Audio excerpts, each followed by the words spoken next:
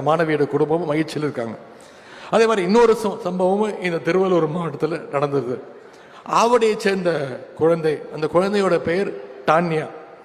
முகச்சிதைவு நோயால் அவதிப்பட்ட அவங்களுக்கு நம்முடைய முதலமைச்சர் அவர்கள் உரிய சிகிச்சை வழங்கணும்னு உடனடியாக உத்தரவு போட்டாங்க. அதற்கான ஏற்பாடுகளை செஞ்சாங்க. சிகிச்சை முடிந்து வீடு திரும்பியதும் நம்முடைய முதலமைச்சர் அவர்களே ஆவடி சிறிவாரி நகரில் இருக்கக்கூடிய டானியாவோட வீட்டுக்கே போய் அந்த குழந்தைய பார்த்து வாழ்த்துனாங்க. அப்போ அந்த குழந்தை சொன்ன வார்த்தை, I love you Stalin uncle அப்படின்னு அந்த குழந்தை வாழ்த்துச்சு. இது தமிழ்நாட்டு மக்கள் அத்தனை பேரையும் நிகழச் செய்தது. இப்படி டானியாக்கள் பிரேமாக்களுடைய முகத்தில் மகிழ்ச்சியை கொண்டு வருகின்ற ஆட்சி தான் திராவிட மாடல் ஆட்சி, முத்துவேல் கருணாநிதி ஸ்டாலினுடைய ஆட்சி என்பதை இங்கே நான் பெருமையோடு கூறிக்கொள்ள விரும்புகின்றேன். இன்னைக்கு இந்த விழாவில் நம்முடைய விளையாட்டுத்துறை சார்பாக திருவள்ளூர் மாவட்டத்துடைய பொன்னேரி, பூந்தமல்லி மற்றும் கும்படிப்பூண்டி தொகுதிகளில் தலா 3 கோடி ரூபாய் மதிப்பிலான மினி ஸ்டேடியம் அமைக்க அடிக்கல் நாட்டியிருக்கின்றோம். இந்த மினி ஸ்டேடியங்கள் விரைவில் கட்டி முடிக்கப்படும். அதை இந்த மாவட்ட விளையாட்டு வீரர்கள் சிறப்பாக பயன்படுத்திக் கொள்ள வேண்டும் என்று நான் வாழ்த்துகின்றேன்.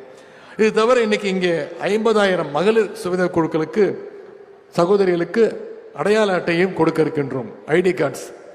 நான் ஒவ்வொரு மாவட்டத்திலையும் அந்த குழு சகோதரிகளை சந்திக்கும் பொழுது சொல்வதுதான், அவங்க எங்கிட்ட சொல்லும்போது பேசுவாங்க, ஆனால் சாஃப்ட்வேரில் வேலை செஞ்சால் மட்டும்தான் ஐடி கார்டு கொடுப்பீங்களா?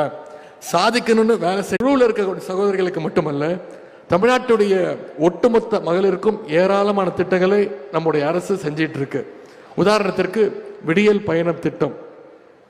4.5 வருஷத்துக்கு முன்னாடி நம்முடைய ஆட்சி பொறுப்பு வந்த உடனே, நம்முடைய முதலமைச்சர் பொறுப்பு ஏற்ற உடனே அவர் போட்ட முதல் கையெழுத்து, இங்கே வந்திருக்கக்கூடிய மகளிர் உங்களுக்கான கையெழுத்து, அதுதான் விடியல் பயணம் திட்டம்.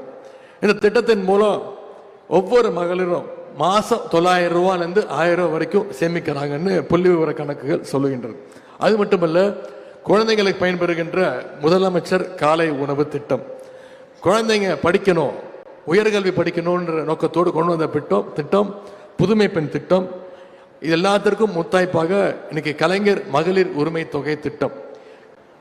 ஒவ்வொரு மாசமும் 1,15,00,000 மகளிருக்கு மாசம் 1000 ரூபாய் நம்முடைய முதலமைச்சர் அவர்கள் உரிமை தொகையாக கொடுத்துட்டு இருக்கிறார்.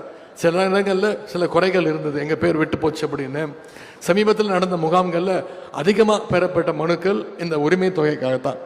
நான் சட்டசபையில் முதலமைச்சருடைய அறிவுறுத்தல் பேரில் அனௌன்ஸ் பண்ணேன், வருகின்ற டிசம்பர் 15ஆம் தேதி முதல் விடுபட்டு போன சில மகளிருக்கும் நிச்சயம் அந்த மகளிர் உரிமை தொகை திட்டம் விரிவுபடுத்தப்படும் அப்படிங்கிற வாக்குறுதியை கொடுத்திருக்கிற.